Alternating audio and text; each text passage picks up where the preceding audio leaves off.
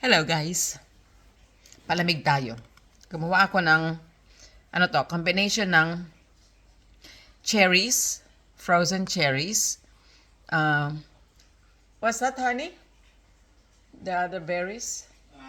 Mulberry. Is it mulberry? Is it? Or blackberry? Blackberry, I think. Blackberry, and I didn't see the other one. There's three though. Combination. This is a combination of cherries, blackberries, and strawberries. Yan. Smoothie. Napakainit today, guys. Yum. Refreshing talaga ito. Perfect sa mainit na araw.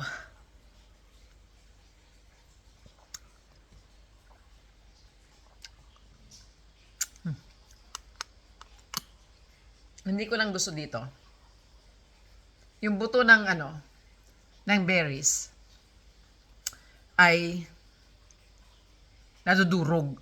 Yan maliliit. Magaspang siya.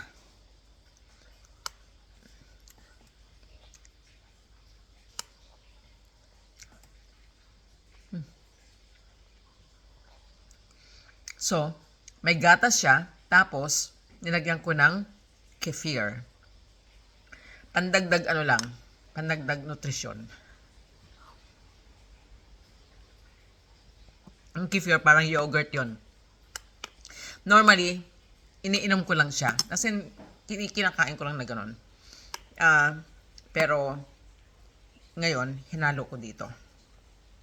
Para magkalasa naman. Kasi lang yun parang maasim-asim. Parang yogurt nga. Siya, prebiotic.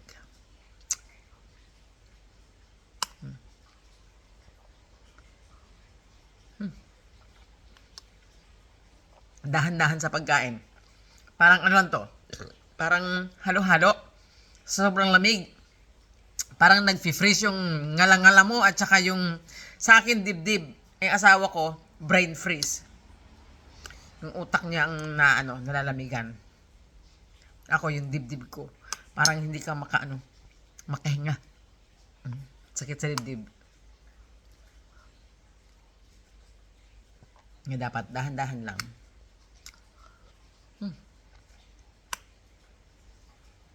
Sarap. Kahit anong prutas, pwedeng gawing smoothie.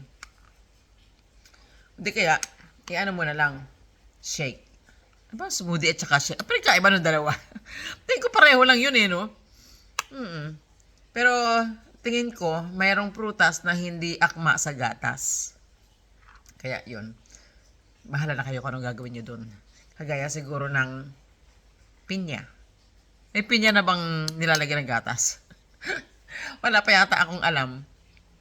Maliban sa pininyahang manok. Nilalagyan ng gatas yun, di ba? Siguro pwede. Try nyo. Sumakit ang tiyan natin.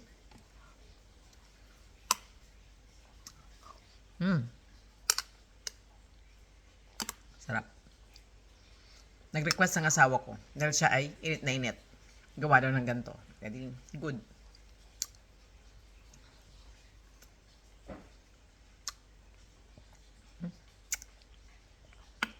Gawa na rin kayo.